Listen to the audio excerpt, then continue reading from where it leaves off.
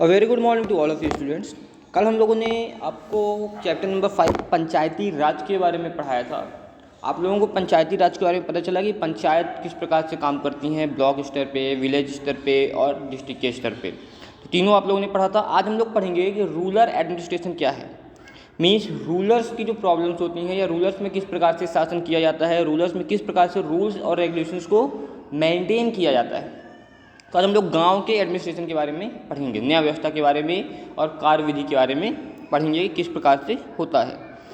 India एक क्या है, बहुत ही बड़ी और बहुत ज़्यादा लैंड एरिया को कवर करने वाली कंट्री है। India is a very vast country and with a vast land area. There are more than 6 lakh village in India. India इतनी बड़ी कंट्री है कि इसमें 6 लाख मीन 6 लाख का मतलब ये है कि 6 लाख से भी ज़्यादा गांव हैं। अब 6 लाख से भी ज़्यादा गांव हैं तो उसका एडमिनिस्ट्रेशन भी होता होगा। एक परफेक्ट ऐसा कुछ सिस्टम बनाया गया है जिससे सभी गांव में व्यवस्थाएं सुचारू रूप से चल सकें, मीन्स अच्छी तरीके से चल सकें। It is not provide basic necessity like water, electricity and roads to all these village.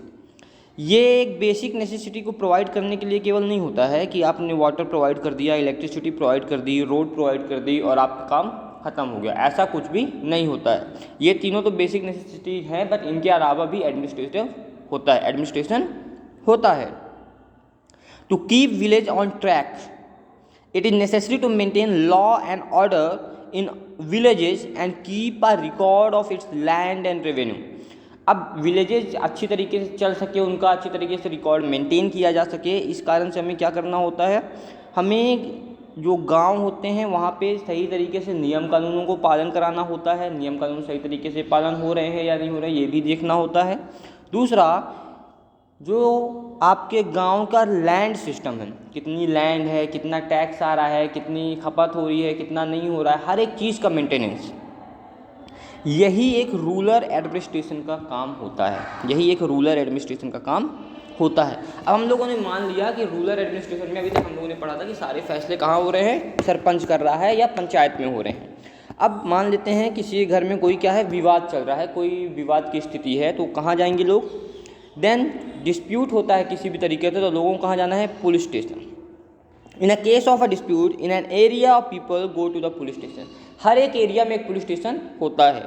अब उस एरिया के लोगों को उसी पुलिस स्टेशन में जाना होता है, जिस एरिया के हैं उस एरिया के पुलिस स्टेशन में जाते हैं कोई विवाद है तो, और वहाँ पे अपना प्रकरण बताते हैं कि ऐसी ऐसी बात हो रही है या ये विवाद है, विवाद का पूरा कारण, हिस्ट्री। फिर उसके बाद पुलिस वाले क्या करते हैं, वहाँ पे विवाद की जाँच करते हैं। A particular police station works for a particular area and all people living in that area are to report any crime, theft, accident or injury etc. in their own police station. हर एक area में एक police station होता है, वो police station केवल उसी area के लिए बनाया गया होता है। और वहाँ के जो लोग होते हैं, चाहे वहाँ पे चोरी का केस हो, चाहे एक्सीडेंट हुआ हो, चाहे इंजरी हो रही हो किसी को, चाहे कोई क्राइम हो रहा हो, उन सभी चीज़ों की रिपोर्ट्स कहाँ पे आपको देनी होती है, पुलिस स्टेशन में, उसी एरिया की जिस एरिया की बात हो रही है। In a dispute when a person files a report in the police station, जब कोई पर्सन कोई रिपोर्ट पुलिस स्टेशन में देता है तो उस रिपोर्ट को क्या कहा जाता है, FIR। जब भी कोई पुलिस स्टेशन में कोई पर्सन जाता है और रिपोर्ट देता है, उस रिपोर्ट को कहते हैं FIR। FIR का फुल फॉर्म क्या होता है, first information report. First information report. Maintenance of land records, land के रिकॉर्ड्स को किस प्रकार से मेंटेन किया जाता है। तो हर एक विलेज में हम लोगों ने लास्ट चैप्टर में भी पटवारी का नाम पढ़ा था, तो पटवारी होता है, द विलेज पटवारी, जो विलेज का पटवारी होता है वो रिकॉर्ड रखता है किसी भी लैंड का, और वो लैंड किसको बिलोंग करती है, कितनी लैंड किसके पास है, ये सारे मीन्स लैंड का पूरा कैलकुलेशन जो होता है, लैंड का जो पूरा कैलकुलेशन है वो किसके पास होता है, पटवारी के पास होता है। उसके पास सारे रिकॉर्ड्स होते हैं कि किस पर्सन के पास कितनी लैंड है, ठीक है। A patwari deals with measuring land and maintaining the land record belonging to the different villages. जो पटवारी होते हैं वो क्या काम करते हैं, लैंड को मेजर करते हैं, उनको मेंटेन करते हैं, मीन्स लैंड का रिकॉर्ड को मेंटेन करते हैं, लैंड को मेजरिंग करते हैं। और ये पटवारी केवल एक किसी गांव में नहीं होता, ये हर जगह होते हैं, हर गांव में होते हैं, ये पूरे गांव के हिसाब किताब को रखते हैं, लैंड के केवल पूरे गांव के लैंड के हिसाब किताब को रखते हैं। The village Patwari is also responsible for the collection of land revenue from the village. जो विलेज के पटवारी होते हैं इनको एक और रिस्पॉन्सिबिलिटी दी गई है। क्या रिस्पॉन्सिबिलिटी है कि लैंड का जितना भी रेवेन्यू है, जितनी भी कैपेसिटी का चार्ज आ रहा है, जितना भी पैसा है, वो सबको कलेक्ट भी करते हैं। मीन्स जो सारी टैक्सेस वगैरह हैं, रेवेन्यू हैं, वो सभी चीज़ों को कलेक्ट भी करते हैं। कहाँ से कलेक्ट करते हैं? गाँव से। The Patwari is assisted by other officers. अब जो पटवारी होता है वो अकेले तो काम करता नहीं है, तो पटवारी के ऊपर भी कुछ ऑफिसर होते हैं जो पटवारी के ऊपर नज़र रखते हैं, और पटवारी के सहयोग करने के लिए भी कुछ ऑफिसर्स होते हैं जो पटवारी का सहयोग करते हैं। Rural administration, how does it work efficiently. अब हम ये पढ़ेंगे कि रूरल एडमिनिस्ट्रेशन किस प्रकार से काम करता है, उसका एडमिनिस्ट्रेशन किस प्रकार से चलता है। India is divided into states and union territories. India किस में डिवाइड किया गया है? कई सारे स्टेट्स और यूनियन टेरेटरीज में डिवाइड किया गया है इंडिया को। These territories are in turn divided into district. और फिर इन टेरेटरीज को किस में डिवाइड किया गया है? डिस्ट्रिक्ट्स में डिवाइड किया गया। मीन्स एक देश है पूरा इंडिया को डिवाइड कर दिया गया किस में? स्टेट्स और टेरेटरीज में, यूनियन टेरेटरीज में। फिर इन स्टेट्स और यूनियन टेरेटरीज को किस में डिवाइड कर दिया गया? डिस्ट्रिक्ट में डिवाइड कर दिया गया। In order to run the administration, the district comprises of adjacent village and towns. अब किसी एडमिनिस्ट्रेशन को डिस्ट्रिक्ट लेवल पे भी चलाना बहुत बड़ी बात होती है, बहुत बड़ा काम होता है। इस कारण से डिस्ट्रिक्ट को भी कुछ विलेज और टाउन्स के रूप में डिवाइड कर दिया जाता है।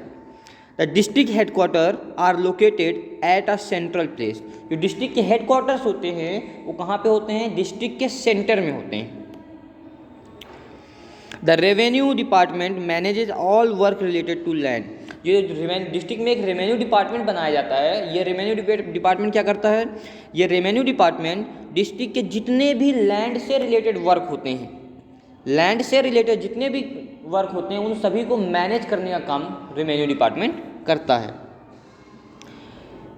The district collector is the head of the revenue department. और रेवेन्यू डिपार्टमेंट का जो हेड होता है वो कौन होता है? डिस्ट्रिक्ट कलेक्टर, मीन्स जिसे हम लोग डीएम बोलते हैं। तो डिस्ट्रिक्ट कलेक्टर ही पूरे स्टेट का, पूरे डिस्ट्रिक्ट का हेड होता है।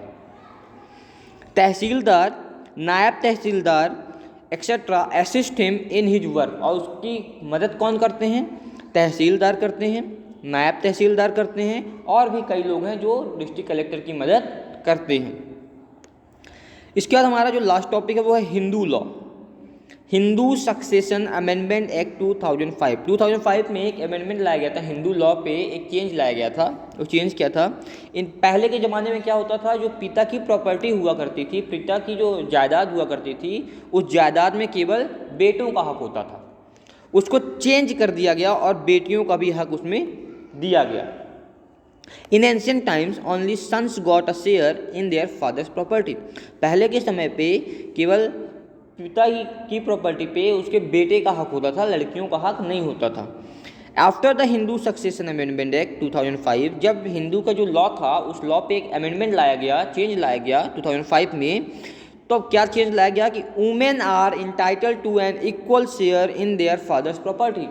अब वुमेन्स को, महिलाओं को भी ये अधिकार दिया गया कि उनका भी बराबरी का अधिकार होगा उनकी पिता की प्रॉपर्टी पे।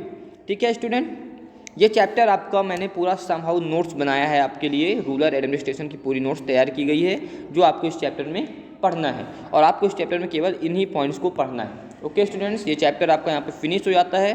Thank you so much.